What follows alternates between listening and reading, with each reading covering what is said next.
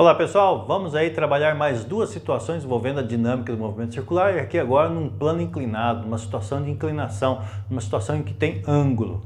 Legal? Olha só, a primeira que a gente vai chamar de pêndulo cônico. Vamos trabalhar junto essa situação? Olha, pêndulo cônico, tudo bem, eu tenho aqui peso, certo?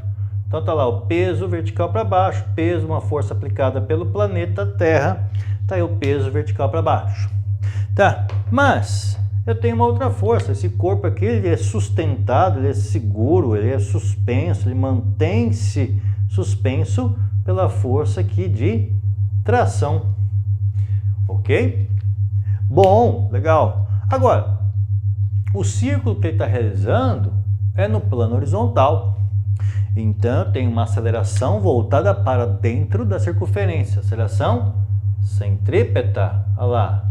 A aceleração centrípeta voltada para o centro. Perfeito, legal. Agora, como que eu vou relacionar tudo isso? Como que nós vamos poder associar essas ideias? Poxa, aqui eu vou usar um artifício que nós já conversamos, que você já tem subsídios, né? Que é o que? Soma vetorial. Olha que legal. A resultante é o quê? É o resultado da soma dos vetores. Então, olha que legal comigo aqui. Se eu tiver aqui peso, que é uma força vertical para baixo, peso, certo? Vertical para baixo. Se eu fizer a soma com a força de tração, eu vou ter aqui uma força de tração, olha lá.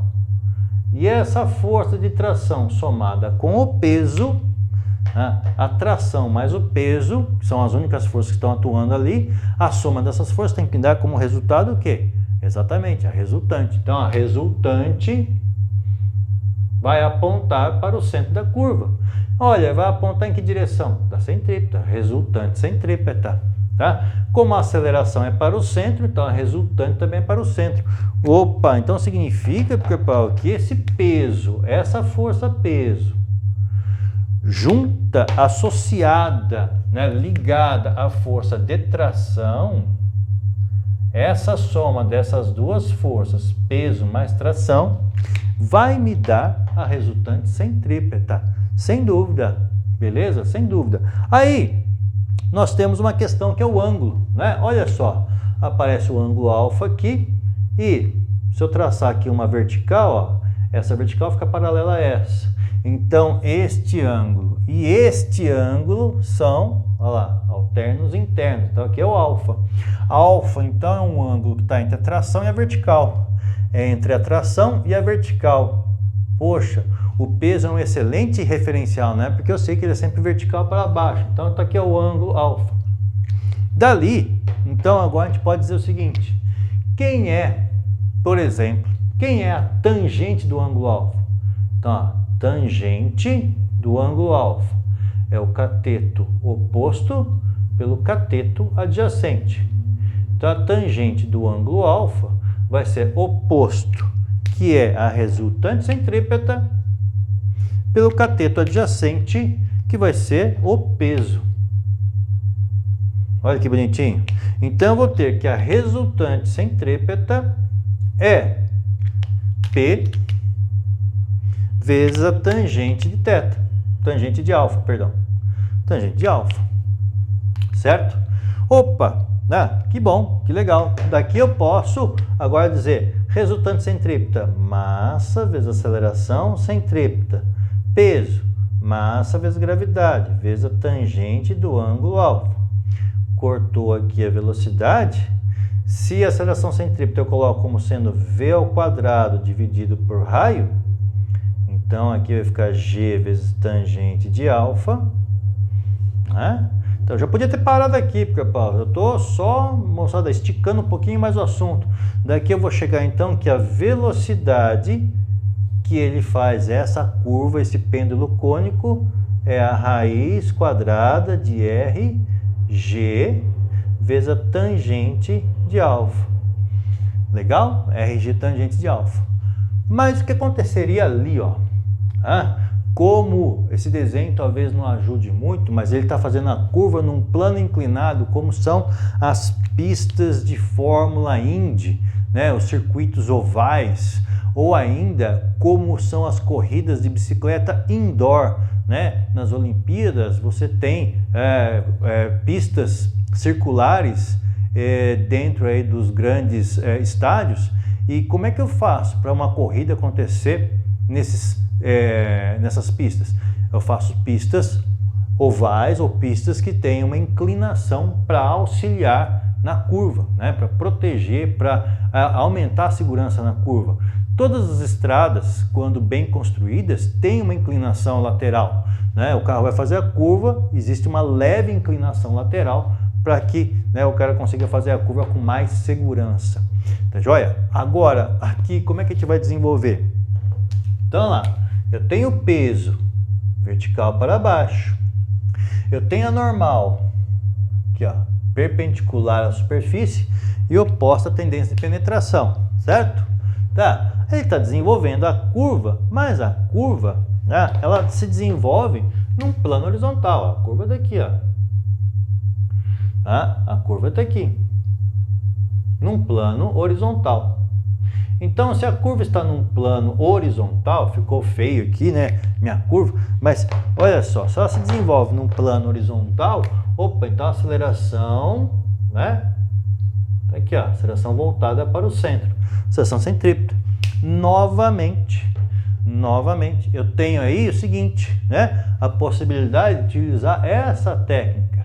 Opa, então ao invés de trabalhar, né, com a decomposição de vetores, eu posso falar o quê? A soma do peso mais a normal, me dando uma resultante para o centro, uma resultante centrípeta. Tá joia? Então, associando essas duas forças, olha que legal. Vejam comigo. Então, vou colocar aqui, ó, peso sempre vertical para baixo. Normal, tem essa inclinação, vou trazer a inclinação para cá. Tá? Então, olha lá. Normal. A somatória dessas duas forças tem que dar para mim que é a resultante para o centro, a resultante centrípeta. Tá aqui, ó. Resultante centrípeta. Ah, mas e agora o ângulo? Como é que eu vou discutir o ângulo? Tá? Vamos discutir junto esse ângulo. Ângulo alfa está aqui, certo? Ó, a alfa está nessa posição. Eu vou despoluir a figura para a gente trabalhar melhor aqui. Olha que legal. Vou puxar aqui uma paralela, um prolongamento da normal, ok? Puxei esse prolongamento da normal, tá? O que acontece? Ora, esse ângulo está atrás do peso. A inclinação sempre se esconde atrás do peso.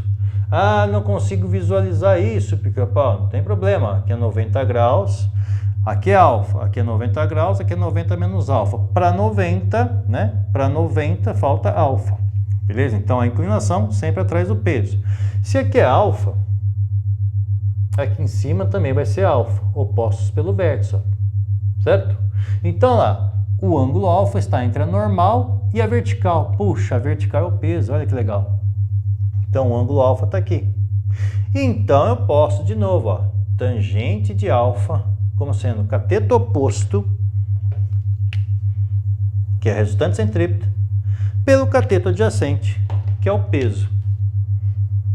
E aí, né, novamente você fala para mim, aqui podemos então dizer que resultante centrípeta é igual ao peso vezes a tangente de alfa, P tangente de alfa. Legal. Opa, se eu for desenvolver a partir daqui, olha, posso então continuar o desenvolvimento e falar assim, massa vezes aceleração centrípeta é igual a m vezes g, tangente do ângulo alfa. Cortou a massa e ao cortar a massa aparece perguntas de vestibular nesse sentido, né? Para fazer essa curva, depende se é um carro grande ou um carro pequeno. Um caminhão faria essa mesma curva que um carro? Por quê? Não depende da massa. Não depende da massa. Perfeito? Aí, aqui nós vamos ter velocidade ao quadrado dividido pelo raio, isso é igual a g vezes tangente de alfa.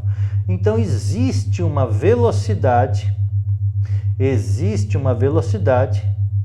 em que ele consegue fazer a curva sem precisar do atrito. Então poderia ser uma pista de gelo, como é naquelas Olimpíadas de inverno, onde o cara faz a curva e a curva ele faz num paredão de gelo.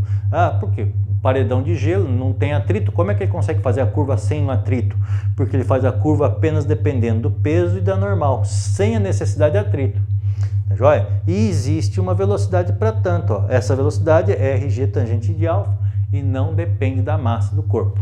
Legal? Vai depender do quê? Do raio da curva. E quando nós falamos de raio de curva é o quê? É do ponto onde o corpo está até o centro da curva, o eixo aqui da curva. Ok? Essa distância. O centro da curva, não o ponto mais baixo da curva, mas o centro da curva, o raio da circunferência. Então, o raio, a gravidade e o ângulo de inclinação. Fechou? Beleza? É isso aí, galera. Valeu pela atenção. Um abraço.